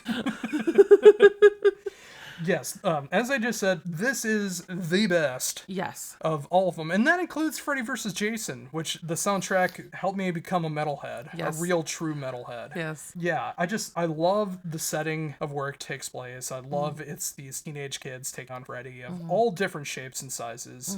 Yeah, if this would have been the last one, I would have been okay with it, because I just love everything about this movie. Yeah. So what's your number 1? I bet I know what it is. Do you? I think I do. Which one is it? Evil Dead 2. Evil Dead 2. Evil Dead is my favorite horror franchise of all time. Yeah. Anything. That includes the TV shows. Ash vs. Evil Dead is a bona fide classic, even if we do have to finish the final season. Yes. I love everything about it. I love all 3 Evil Dead movies in the original trilogy. The first remake, I think I need to watch it again with different glasses on. Yeah. Because I was expecting it to be more Ash-centric, which was my fault going into it. Evil Dead Rise, a lot of people crap on it, but I thoroughly enjoyed that movie. I love it. Once I realized that it just takes place in the same universe and it's not about the actions of what happened back in 1980, it was very enjoyable and just a really great horror movie. Yeah. Evil Dead 1 is of course meant to be a real true horror movie with a couple laughs. Army of Darkness, otherwise known as Evil Dead 3, depending on who you ask, is just slapstick comedy through and through. Yeah. But Evil Dead 2 is both. Yeah. It's that perfect mixture of horror and comedy. It's basically a remake of Evil Dead 1, in a sense. Like, it takes place after the events of Evil Dead, but it's also kind of canon as the original origin of what happens with Ash as well. Yeah. They kind of change a few things around, and it's arguably better for that reason as well, too, because, you know, Ash gets the chainsaw in Evil Dead 2, which is so iconic for him. Absolutely. The idea that you can make horror movies just so silly and slapstick while still trying to be scary as well. I mean, of course, it doesn't have the Vines of Thorn, which is in the first movie, and of course, the Black Dahlia Murder made a great Evil Dead song about that. Just this one just makes you laugh as much as it does keep you on the edge of your seat. Yeah. And of course, the ending, which didn't get followed up on for almost a decade, which leads into the events of Army of Darkness. Trying not to give anything away, but it's just so off the wall, the ending to Evil Dead 2. And it just makes Army of Darkness so much sillier. But yeah, Evil Dead 2, if you never watched the original, first I think you should. Yeah. But you would also be okay with starting with Evil Dead 2, because it's the real true origin story, and you can enjoy Ash's adventures all the way through. What about you for Evil Dead 2? Yeah, I mean, I love the Evil Dead series, but the first one is definitely always my favorite. While I enjoy comedy and trying with horror or on its own, I'll always kind of stray more toward the horror sides, like strictly. So that's why I like the first one so much, but excellent choice, though. But he doesn't have the chainsaw in the first one. I know, but the vines. The vines. Ardent hatred by Vines of Thorn. Exactly. So, I don't know what you're going to pick for number 1, because you already talked about what I thought was going to be your number 1, with Suspiria. Okay, I mean, I don't think that's going to come as a shock to anyone except for you, apparently, but my number 1 is Candyman. I had a whole setup I was trying to do here, and you interrupted You stopped talking! I was trying to take a breath for suspense. What were you going to say? Share with the class. But there's a classic villain that I know means a lot to you, that hits all of the sociological aspects that you love. Yes. Who has a remake/sequel that is ridiculously good. Oh, absolutely. And produced by Jordan Peele, even though maybe he should have directed it, but, you know, that's a different discussion for a different time. Yeah. But it also features the voice, the star of the movie is featured in a video game that I'm currently playing right now. That's true. As Venom, Yeah. Mr. Tony Todd. Yes. And I believe that movie would be Candyman. You were right. That's what I was trying to do. I went through all of that for nothing, folks. Go ahead, talk about your Candyman. I will, long-winded mister. Not the first person who's ever said that. I know, I'm sure. But I mean, no, I've talked about Candyman plenty on previous episodes as well. But I love Candyman. Oh, I love Candyman. And I love all 3 movies, even though I know the other 2 are not seen as very good to a lot of people, and I understand why. Like The Crow. Yeah. But the first one will always be my favorite, though. Tony Todd is amazing.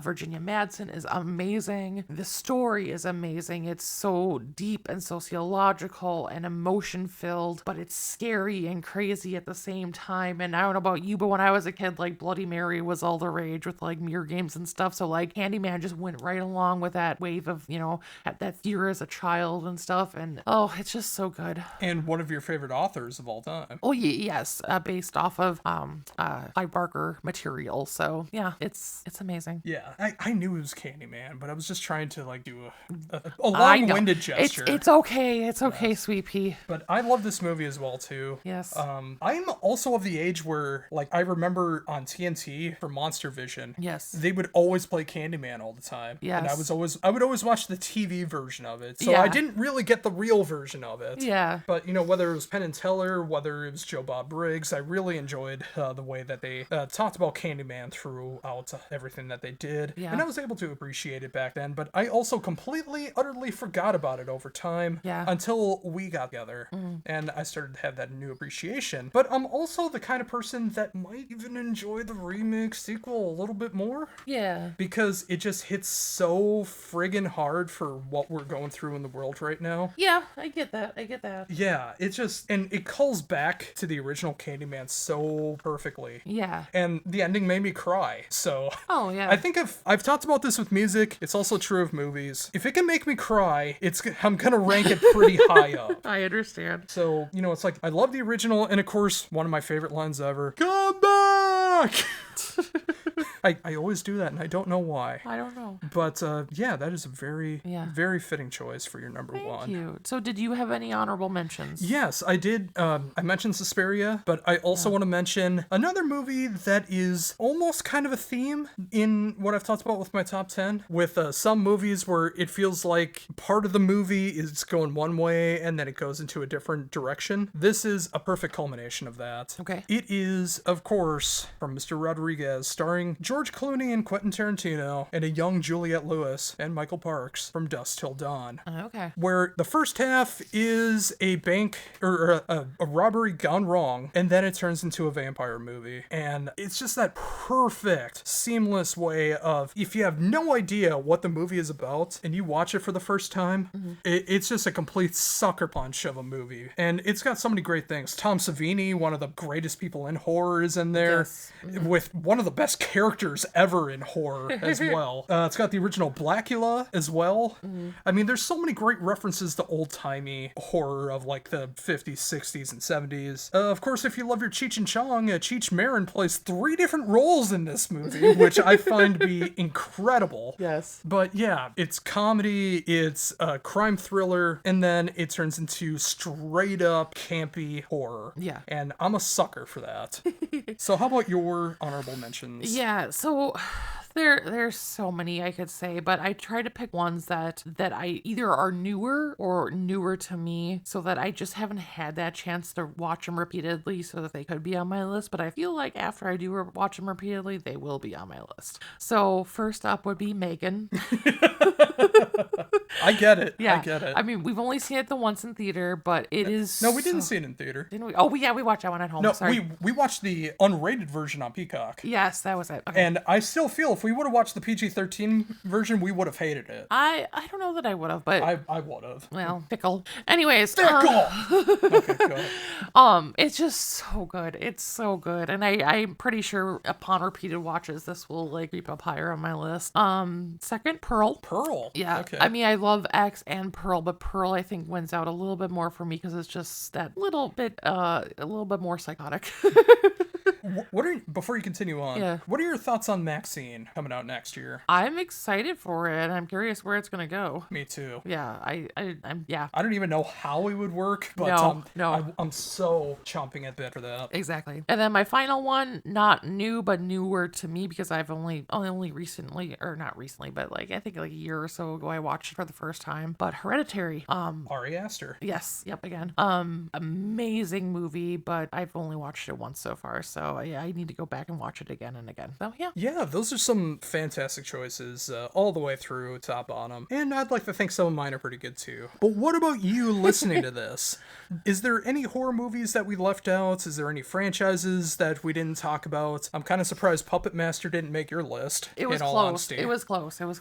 But yeah, there's so many horror movies out there, but we picked our specific 10 for how we're feeling right now. What are your favorites? Let us know in the comments down below. Solo. Okay, in our second wave of Halloween goodness this week, we are going to be going over our top 10 Treehouse of Horror segments from The Simpsons. Yes. If you listened to the show last week when we talked about our favorite TV Halloween episodes, there were some people that were listening to the list wondering, why is there no Simpsons? You're a huge Simpsons fan. You're one of the biggest Simpsons fans out there. How could you possibly not have Treehouse of Horror? Right. Well, this is why. I wanted to do like a full segment where we cover all 33 episodes to date. Now, there are some exclusions that we made. We didn't do Thanksgiving of Horror, because that's a Thanksgiving episode. We didn't do Not It, even though that is technically under Treehouse of Horror, it's a full episode. And we also didn't do the Halloween of Horror episode, which is a real canonical Simpsons Halloween episode. The only one they've ever done that is not a part of Treehouse Horror. We went with the individual anthology sects on here. So, you know, those little 6 to 8 minute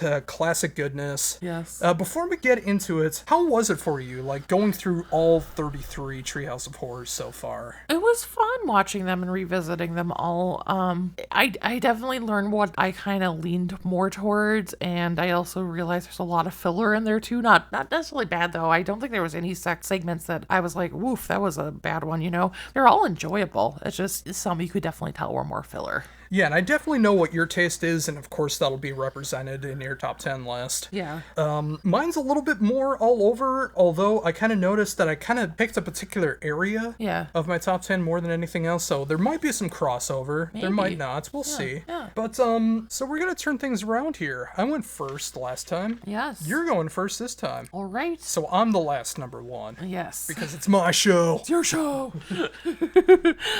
So my number 10 is Nightmare on Evergreen Terrace from Treehouse of Horror 6. So this is the one where Willie is Freddy Krueger, and you know me and my Nightmare on Elm Street, so I love this one. He ran his floor buffer over me.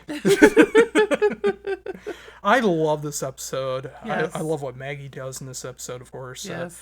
Probably our collective favorite character is Maggie. Yeah. Just a perfect parody of Treehouse of Horror. And of course the legendary Kirk meme, which is all over the internet of, oh, I don't like the idea of Millhouse having 2 spaghetti meals in one day. Exactly. What's your number 10? I forgot to put which Treehouse of Horrors each of these are in. Fine. But who knows? There might be some crossover, and they might be on yours as well. Maybe. But my number 10 is The Terror of Tiny Toon. Aw. It is the episode where Bart and Lisa get trapped inside the TV with Itchy and Scratchy. I am a sucker for everything Itchy and Scratchy. Yeah. Itchy is one of the cutest, most maniacal characters ever made, with his buck teeth and big blue ears. And I just love how the real cartoon violence becomes real. Yes. And they get sucked into it. And then one of the really rare appearances of live action in a very, very dated reference to Regis and Kathy Lee in there as well. But yeah, I love this episode. I love the way it ends. Yeah. And Scratchy ultimately getting his demise in the Simpsons real world as well. Yes. What do you think of that episode? Yeah, I enjoyed it. My number 9 is The Shinning. The Shinning. From Treehouse of Horror 5. So obviously this one is based off The Shining, and it's Homer losing his mind essentially. You know, all work and no play make Homer something something. Go crazy? Don't mind if I do. But it's just hilarious seeing them play those roles and stuff, and it's great. Mo as the bartender is just so Perfect. Yeah, interesting episode. Number 9, I have The Raven. Okay. Yes, this was one of the original creepy episodes for me. Yeah. Or segments, I guess you could say. Like, one of my first ventures into horror in general was the very first episode of Treehouse of Horror. Yeah. Which, of course, back then was the Simpsons Halloween special. Yes. Up until episode 13, then it officially became Treehouse of Horror. And then retroactively, they called all of them Treehouse of Horror. But I digest, as you would say. Yes. The Raven is basically just the retelling of the poem The Raven by Edgar Allan Poe, done by James Earl Jones. Yes. And Homer takes the part of the human, and Bart is the Raven. Quote the Raven. Eat my shorts. Bart, he says nevermore, and that's all he'll ever say. See, I could just quote everything. Yes. But I love this this episode because it's probably the closest to not being comedy and being like the truest to its source. Like it's the most like horror one without trying to be Simpsons-esque. They just plainly do the poem. Yeah. And some comedic parts, of course, but you know, I just love that. I just love Bart as the Raven. He looks so this cute. little Like, pointy head still as a raven bird. It is. My number 8 is Nightmare Cafeteria from Treehouse of Horror 5. So this is the one where the school starts eating children. They just start killing them and using them in their food for the cafeteria, and it's creepy but hilarious and just amazing. Now it's time to check on the free-range children. Yes. Yeah, as I've told you before, this is one of the 2 segments in Treehouse of Horror that ever scared me as a child. Yes. The other one, maybe it'll come up, maybe it won't, we'll see what happens. But yeah, this is the one that probably scared me the most. Yeah. It was specifically Lunch Lady Doris with the mixer that she's turning all covered in blood. Yes. That scared the crap out of me as a kid. Yeah. And I love the episode. It's so fantastic. And the ending. Mm-hmm. The ending where it just turns into a Broadway musical. It's just so FU, which I really appreciate when The Simpsons do like an FU ending that you expect it to go one way and then they don't give you what you expect. Yeah. I love that. My number 8 is another classic one. A lot of people go back to this one, and for good reason. Yeah. It is King Homer. Okay. Yes. Basically, King Kong, the original, and Skull Island combined. Homer is, of course, King Kong, and just everything that you remember from the movies basically happens, and then, again, the FU ending at the end, which is so great. But just seeing Homer eat everybody and crush people, he gets up, like, a story or 2 up the Empire State Building. He's, like, 1 foot off the ground before he gets so exhausted and passes out on the ground. And, of course, one of my... so many classic lines, but, like, I heard we're going to Ape Island. Yeah, I wish we were going to Candy Apple Island. Candy Apple Island? What do they got there? Apes, but they're not so big. And then, of course, if you've ever seen the movie 30 Days of Night, they talk about the Waylon Smithers jokes about, what do you think, Smithers? I think women and semen don't mix. We know what you think. And they explain it into great detail near the end of the movie.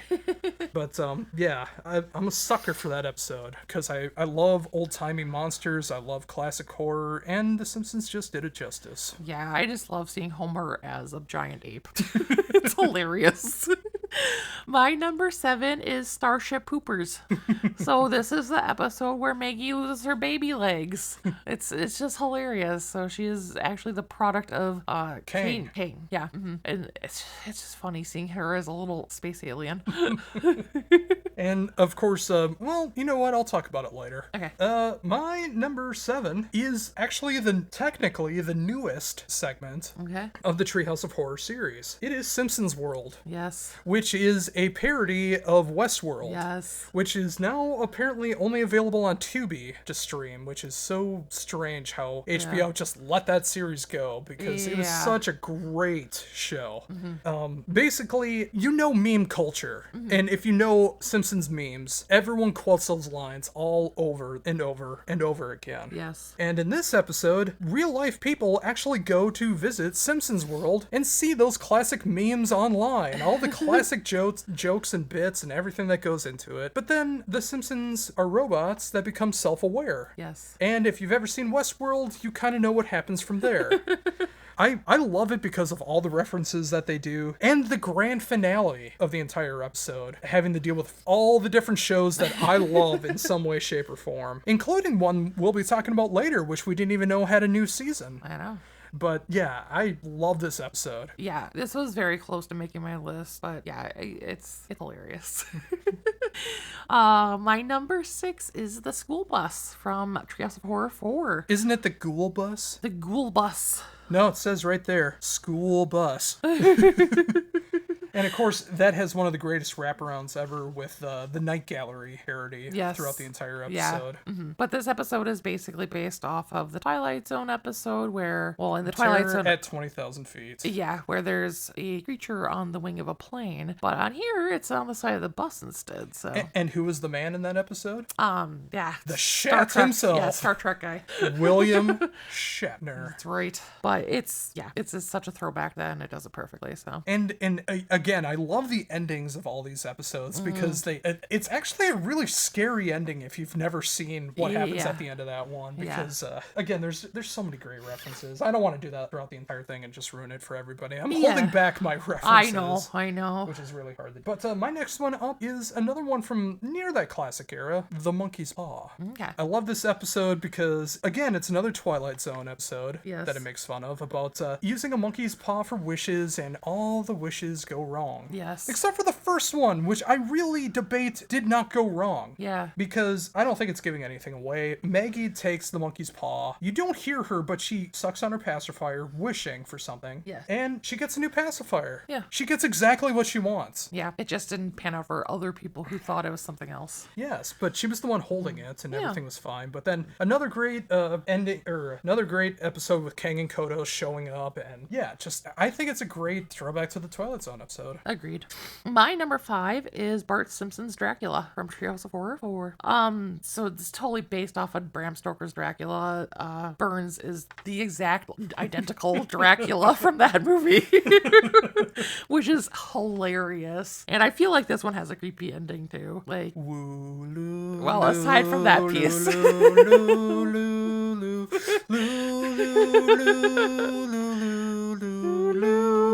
But yeah, it's just great. It's fun. And it's also got the Lost Boys in there too. Yeah. Which is great. And a couple other vampire-esque things going on is there too. But I'll say my piece about it later. My next one up at number 5 is Starship Poopers. All right. I love this episode. Maggie is one of the most underrated characters in The Simpsons. Yes. Besides the fact that she's so gosh darn cute. Yes. Once you really one of the biggest things I took away from watching Treehouse of Horror all the way through, Maggie kills a lot of people. She does. And good on her she for does doing what she's that. gotta do. Yeah, and it's just not shooting Mr. Burns. I mean, she knows how to handle her weapons and knows how to unalive people. And this is another episode where she does that as well. Yes. She is about to enter those terrible twos, all right, as we find out that Kang is Maggie's real father, and Marge got inseminated by Kang in the back alley of a porno theater. Yes. Out of 4 different choices: the backseat of a Camaro, an airplane bathroom, and a friend's wedding. She went with the alley. Of course, near the end of the episode, Jerry Springer gets involved, and some great Jerry Springer references going on there as well too. Yes. And of course, just a great Maggie line to end the entire episode, and the whole episode actually. It's just a really fun, cute one, and of course, it has Kang and Kodos. Yes. My number 4 is The Thing Plus One, or Thing and I. Yeah, The Thing and I. It's based off The King and I. So this is the one where Bart had a twin named Hugo, and he's up in the attic, and some crazy stuff happens. Yeah, he gets a plate of fish heads once a week. Yes, exactly. Delish. Even though it's not exactly like it, but it's heavily referenced basket case. There's a lot of that goes on there. Although it's different enough, obviously. Yeah, that's a little bit different, but... And of course it has that great meme of Hugo looking into a mirror, which is just a frame with nothing in it, and you just see Dr. Hibbert on the other side and just punches right through the frame and knocks out Hugo. And of course another twist ending, which don't look so shocked once you get to it, but exactly. A great segment. Exactly. My next one up at number 4 is The Shinning. Nice. Of course, I love the whole episode. All of Treehouse of Horror 5 is just fantastic. Yes. Willie gets murdered in all 5 in the exact same way with an axe in the back. Yes. But The Shinning is just a perfect parody of The Shining. Specifically the movie version, not the book version. Yeah. But just Homer going crazy. Every single line from this segment is quotable in some way, shape, or form. And it's one of the classics for a reason. Absolutely. And it's just that perfect blend of horror and comedy. Yes. My number 3 is I Know What You Diddly Diddly Did. From Treehouse of Horror 10. So this is the one where the Simpsons are driving and they hit something and they're not sure what it is, but later on they find out that Ned is a werewolf. Well, you missed a lot of stuff. They find out immediately that they run over Ned. Oh yeah, sorry. Yeah, and then they set his funeral up for him. Yes. They have to pretend that in front of Maude that Ned dies right in front of her, even though he's already dead. Oh, sorry, I missed that piece. And then it turns into, obviously, I Know What You Did Last Summer with all the writing on the wall. I know what you did. I know what you did. Mm-hmm. A great Mole line where he sounds so sinister. You're alone. Is this Maude Flanders? Yes. This is Homer Simpson. Oh, hey, Homer. I had the wrong number.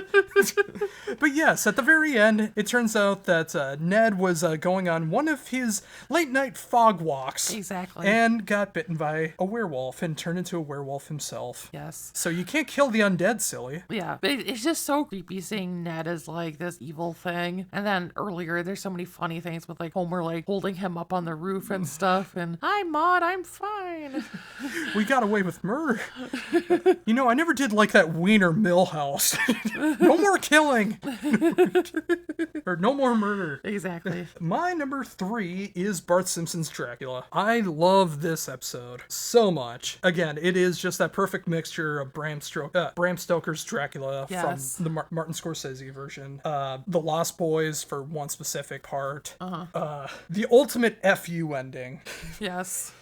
Where it goes into peanuts, which is just fantastic. But Mr. Burns is the perfect Dracula from the 1991 movie. I think it came out in 91, 92, something like that. So, yeah. Yeah, just so perfect in every conceivable way. And just hilarity ensues. It's just, again, it's another classic episode. And there's a lot of reasons why people consider the 5th Treehouse of Horror to be the best one. Mm-hmm. All 3 of them in this episode are classics. Yes. And this is just another example of that. Totally. My number 2 is Clown Without Pity from Treehouse of Horror 3. So this is where they get a trusty doll, and that's good. Yeah. he doesn't act good though.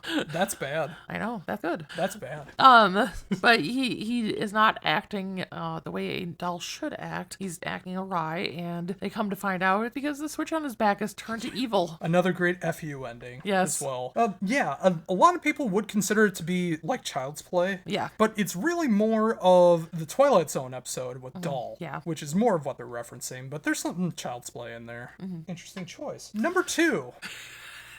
Number 2 is Citizen Kang. Okay. I love this one despite the fact that it's not scary in the least bit. But it is just a great way of like reliving the past of October, November 1996 when things were so much simpler in life. Yes. Bill Clinton was about to get reelected, or was it going to be Bob Dole? Right. Or did their bodies get snatched by hanging Kodos, and they're the ones that are really Bob Dole and Bill Clinton? I love every single reference in this entire episode, and I love the ending so much. Mm-hmm. The idea about the third-party candidates still holds up today in 2023. And of course, the great line, the close out the entire episode, don't blame me, I voted for Kodos. Exactly. Just a perfect political parody. Yes, agreed. It's hilarious. And my number 1 is E.T. Beethoven. Oh, I love this one. I had a feeling this would be it. Love this one. So this is, harkens back to the olden days when there was witch hunts and stuff like that. And they suspect that Marge is a witch, so they push her off a cliff, and lo and behold, she starts flying on her broom. And then she kind of just comes after people, and I love the ending because it shows how Marge and her sisters start scaring people for treats, and that is how Halloween begins, the trick-or-treat. And the very first caramel cod. Yes. I mean, Halloween. Exactly. Yeah, I love this episode so much. I had a feeling this one was going to be on there for you, so I didn't do it. And also, Homer constantly accusing Elisa of being a witch. Yes. And Bart, too. Yes. It's just a great episode, and it's always the ones you least suspect. Yes. And it's also great to just look back at history and how stupid we are. Well, if you fall off there, and if you live, you're a witch, so you're bad. But if you die, then you'll die with your dignity at least, See you in hell, Seymour. Goodbye, mother. And also, you don't really see it in the version of Disney Plus, but Mrs. Krabappel has a scarlet letter on her for adultery. Yes. Which I'm not sure if you ever had to read that in school, but we did. Yeah. Yeah. So that was a nice little Yes. shot as well. But my number one should be absolutely no surprise to you. In fact, you've already talked about it. Yeah. Yeah. It's Clown Without Pity. Yes.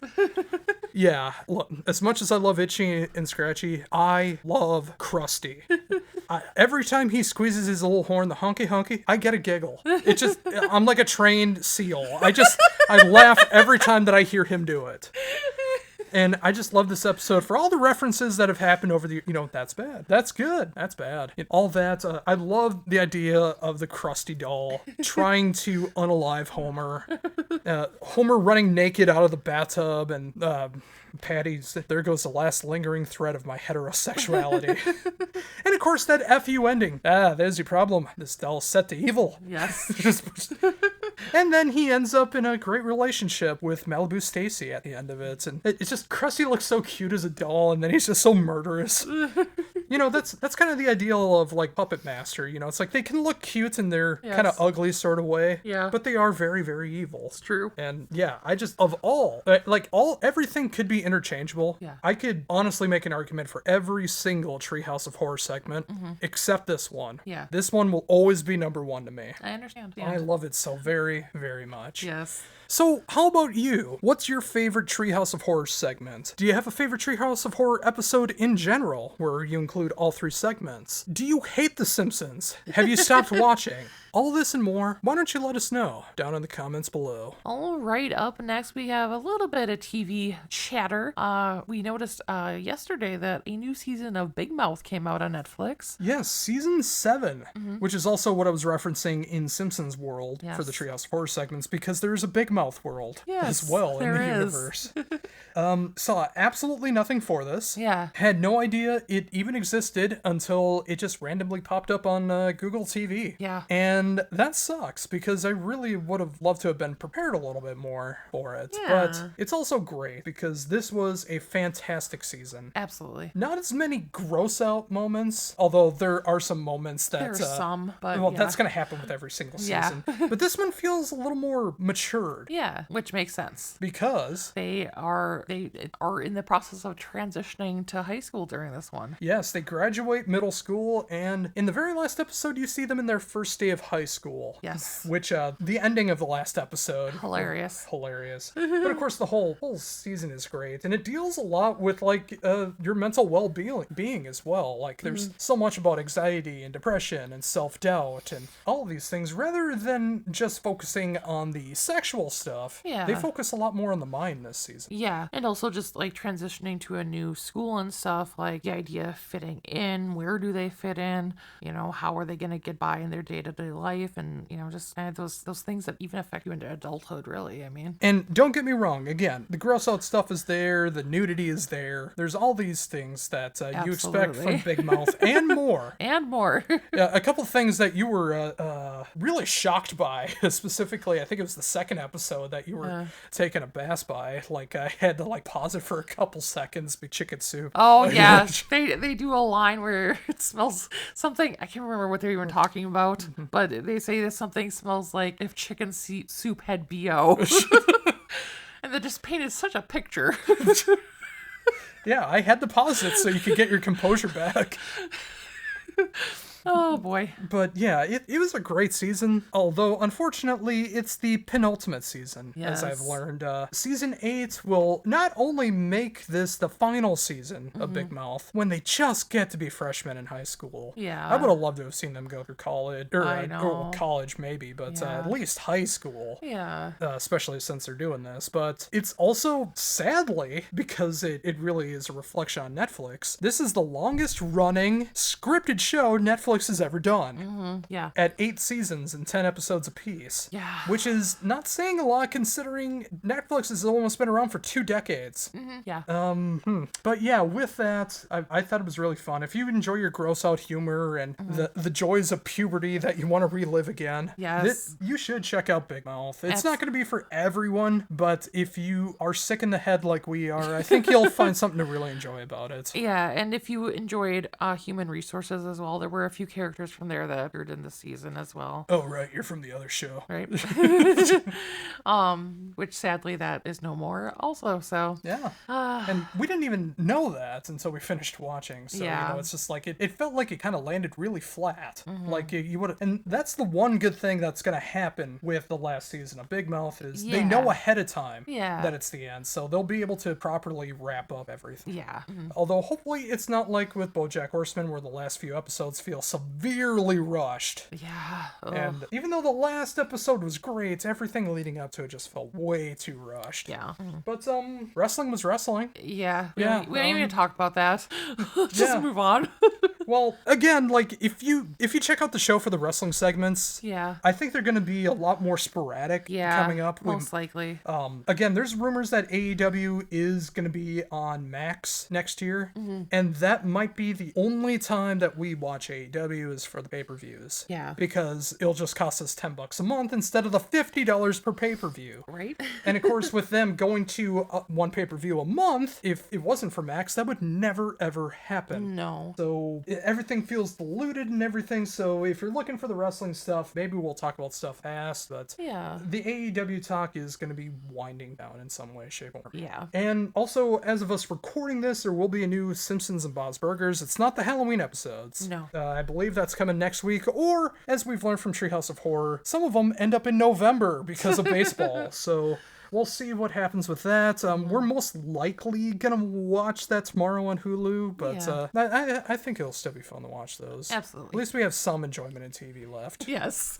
All right, so getting into the gaming news and stuff that we've been enjoying, I'm going to let you start this one off because there's a lot to talk about with what I've been doing. Yeah. So what's going on in the dating simulator world? So Love Island didn't have an official episode this week, but they put out like a little like additional info about so we to recap from last week, we got done with Casa Amor and we came back to the main villa. We were brought back by one of the guys. And so they put out a separate little not really episode, but tidbit, whatever, about like the girls that are back at the main villa. However, it's behind a paywall, so I did not pay to see it. So no new episode of that till next week. Did you look on Reddit to see what it was? Because someone had to have paid last for it. time I looked, it wasn't up, but I haven't looked in a while. So and then Love is Blind. So the last week it was like a super short little episode that like was nothing basically. And now this one, all of a sudden, it was like super long. Like we literally just, so if you've never watched Love is Blind, the show before, like you meet people through these pods without seeing them face to face. You get engaged, then you're brought off to like Mexico or wherever tropical location for like a few days, and then you come back to the real life where you're put up in an apartment together for 2 or 3 weeks, I believe, and then you go to the altar and you either say I do or I don't. Well, like last week it was our first day or second day back at the apartment, and now all of a sudden this week, like the hosts of the show show up at the apartment and they're like, things are getting rushed, so the wedding's actually tomorrow instead. So it cuts out like everything. I mean, you were only like in the like tropical location for like one episode or 1.5 episodes, and now like you're only at the apartment for an episode, and all of a sudden it brings you to the wedding. And like it's crazy. Like everything is like rushed, and it's just so terribly written, and it is disappointment. I'm still gonna play it to the end because I'm this far in, but like, this game company does not know what they're doing.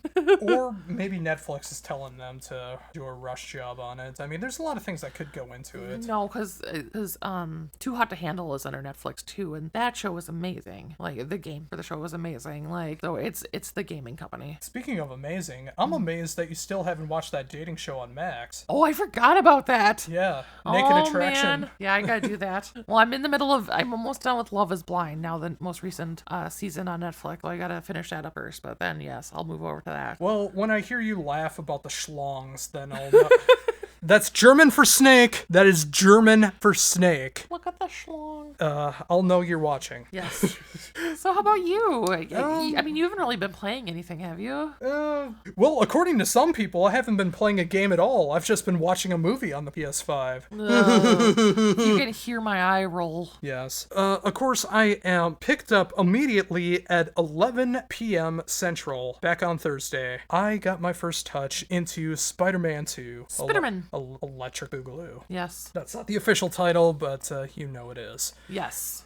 It's everything that the first game was and more. In the first game, you go through all of basically Manhattan. In this game, you also get to go see Brooklyn and Coney Island and all these other parts. So I can only imagine in the third game, all of New York City will be available. Yes. I also imagine that'll be a PS6 game, with the way things are going. Yeah.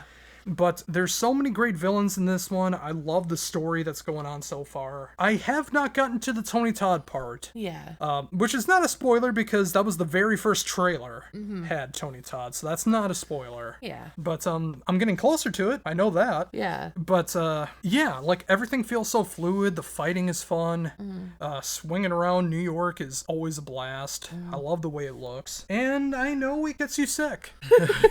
So you haven't been able to enjoy it the way that I have. Yeah, well, I mean, when you're not swinging around, then it looks beautiful. It looks amazing. When you swing around, I can't watch most of the time because it makes me a little woozy dizzy.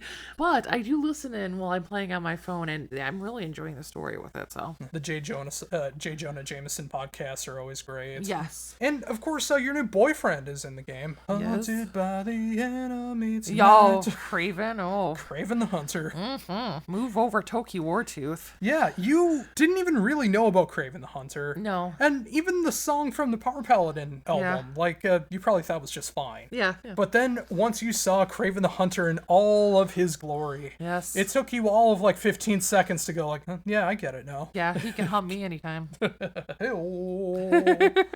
yes, I am not through the game. Some of my friends and peers online have finished the game, but overachievers. But well, I used to be this way. Like I told you this many times, but I haven't mentioned it on here. I still remember the days of driving to Walmart a half hour away from me at midnight to pick up Grand Theft Auto 4. And I played that game all the way through. I did not stop. I did not sleep. I only stopped to go to the bathroom and to eat. Yes. That was it. Yeah. And I'll always remember that because that was, as I was playing that was also when Artie got fired from the Howard Stern show. Because I was listening to Sirius XM as I was playing. Yeah. And I heard the entire fight happening as I was playing.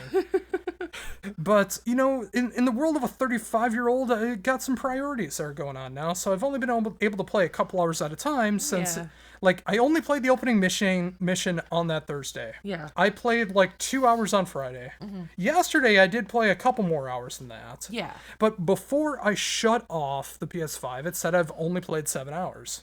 Which, me, 10, 15, 20 years ago, I'd be so disappointed in myself for not finishing the game all the way through. Yeah. But I'm also enjoying it more. I'm doing all the side missions. I'm just trying to let it all bask in. Yeah. And plus, I got some stuff that's coming up for the week ahead, so, I haven't been able to play it as much as I want to, but I'll also get to enjoy it just a little bit more. But I will say, one of the best games of 2023. Yeah, it looks amazing, and games are expensive these days, so get your time in with it, Well, it's gonna have that replay value. That's true, but still. Unfortunately, New Game Plus is not available right now. Okay. It should be available by the end of the year. Okay. And if you are someone that's not familiar with that, New Game Plus is where you go through the whole story again, but you get to keep all of everything you unlocked for the first game. And that also means that the enemies are much harder, and depending on the game, they might add some stuff into New Game Plus that's not in the original run. So you have more of that replay value that's going on. Yeah. So, but yeah, we got the deluxe version, so it's $80. I if I finish it in the next hour, that means that we got $10 an hour for that. So I'm going to try to make it last a little bit longer than that. But it'll last you for a month. Well, this is the kind of game, because it is single player, that I want to platinum. Yes. Because I don't do multiplayer stuff. Yeah. Or at least I don't have any friends that do multiplayer. It's a whole thing, but I like stories. Yeah. I like single player games. Exactly. So this is one I'm going to try to platinum. And even if I can't do it now, I might wait till New Game Plus. I haven't even looked at the trophies yet. I want to see what that's all about. But yeah, one of the best games of the year. Absolutely. And I wish you could play it. I know. It is what it is. Okay, finally, we got a little bit of music talk. So there's a couple things that I know we checked out together. So you introduced me to The Monarch, which is a project from Chris Clancy, formerly of Mutiny Within. Mutiny Within, yep. And I don't know if Wearing Scars is still going, but they have one album. Yeah, but I really enjoyed what I heard from them. Like, it's a mix of like hardcore but clean stuff over it, and his clean vocals are just amazing. So it won me over. I should also add that it also features past and present members of Malevolent Creation, Soulfly, and Static X. What a mix. It's a very strange mix, but when you listen to it, it works. It works. And we didn't know that apparently they had another album before. They're not a new band. Like, they're newer, I should say. Yeah, their sophomore album is coming out next month. Yes. And we're going to have to check out both albums. We are. And then we also checked out the new album from Elm Street. Yes, and I don't know how to feel about it. I don't either. There's parts I enjoy, and there's parts I don't enjoy. Yeah. What is it for you? Yeah, I mean, kind of like you said. I mean, there are songs that I was like, oh yeah, this is good. This is Elm Street. Then there was other songs I was like, I mean, not bad, but it's not previous Elm Street. So I don't know. I need another listen, I think. I think the biggest thing is that the songs are way longer than what Elm Street normally does. That is true. The first song is 11 minutes. Yeah. Which, one of your favorite songs of all time is around 11, 12 minutes with Avantasia, Let the Storm Descend Upon You. Yes. But it's got to hold your attention the whole time. Yeah. And I feel like there's a lot of lulls that go on within it. Just a lot of really quiet moments that don't really go anywhere. Yeah. I feel like if you would have cut those parts out, it just would have felt way better. Yeah. But also, I'm not sure if this is like a concept album or something like that, so maybe there's a point to it. Yeah. But just like from the first listen and not knowing much about it, it just maybe another listen will do the trick, but like right now, I'm just not feeling it. Yeah, I get you. Anything else you've checked out? Well, another one that we checked out is the new single from Dragon Force. Oh, yes. Yeah. The Power of Triforce, which is totally them ripping off Righteous Fury from Power Paladin. Yeah. Yeah, like the whole, I mean, Mark Hudson does look like Link, first of all. I didn't realize how much that he looks like him. But if you like Dragon Force being fast, this is not the song for you. It's just a very mid-tempo song. There's some solos in there, sure, but it's not, if you like the fast, over-the-top Dragon Force, I almost feel like that's at an end now. Yeah. And, of course, Herman Lee, the YouTube influencer nowadays, it's like, you can really tell he's in charge of the band now. Yeah. If he wasn't already, like, there's, like, no doubt about it now. Yeah. And yeah, I'll take Power Paladin and Righteous Fury over this one any day of the week. Yeah. And it's about the same idea. It's like the same Zelda story as well. Like, at least in the Power Paladin version, they do the original Nintendo theme as a part of the guitar solo. Yeah. You didn't see Dragon Force do that. No. Yeah, I'm just... Treat Zelda right. Treat Link right. That's all I ask. Yes. The power of the Triforce. Yes. And the power of the Keep. Exactly. No interviews this week, despite how I thought there was going to be interviews this week, but that did not happen. But there has been some new stuff that I've been checking out as well, too. The brand new album from Temperance just came out back on Friday, which is an incredible album. Kristen Starkey is now the lead female vocals of the band, and she has an impeccable voice and one of the best vocalists in power metal. For anyone not familiar, she is married to the keyboardist of Twilight Force, so it's like they got a power metal couple going on there. Yes. Thoroughly enjoy that album immensely. Wayfarer has their brand new album American Gothic, which is kind of like that North American black metal sound.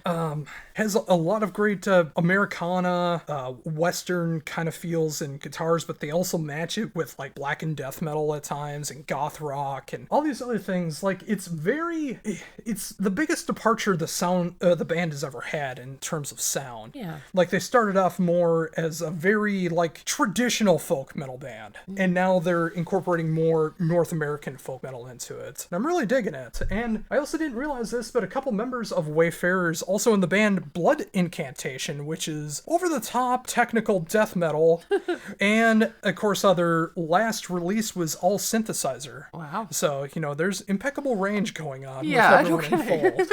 A band that I really think you need to check out, a band called Elegy of Madness. Very gothic symphonic power metal. Yeah. Which would be right up your alley with very mystique vocals and everything. I think that'd be something you would absolutely enjoy. And an album that really, really took me by surprise, that also just came out on Friday, is the new album from Blood Red Hourglass with How's the Heart. This album is another huge departure for the band, who were so much more into the melodic death metal scene, focusing way more on the death metal than melody for a lot of times. Sometimes getting into doom territories. This time, they go way more commercial sounding. There is more clean vocals than ever before, a lot more catchy moments that you would hear like on Top 40 Rock Radio, which is very shocking for a band like this, but it's also their catchiest album they've ever made. And I mean that in the best way possible. This one, every time I listen to it, it just gets better and better to me. I think this is one that I think you would thoroughly enjoy as well. Yeah. And with that, I don't want to give away too much of what will show up on the show next week. So I think this is a good time to end the show. And I want to thank you all so very much for sticking around this nearly 2-hour show.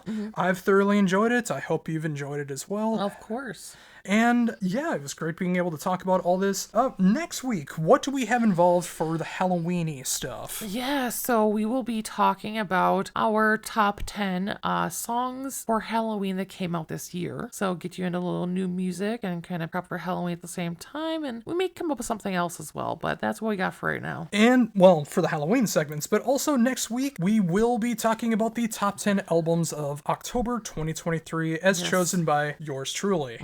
And, of course, we'll be going over every single album, and you'll be hearing the real thoughts of the Metal Faerie as well. And, of course, any albums that she might have enjoyed. Yes. But I have a big feeling that some of them will already be on my list, but we'll see what happens. Exactly. But, yeah, let us know in the comments down below what you thought of the show, anything we should add, anything we should get rid of, anything from this show. Yeah, let us know. And, of course, on social media, with Facebook, Instagram, YouTube, Threads, and Blue Sky. Yes. And until next week, for the Metal Faerie, this is Josh Runquist saying, see ya.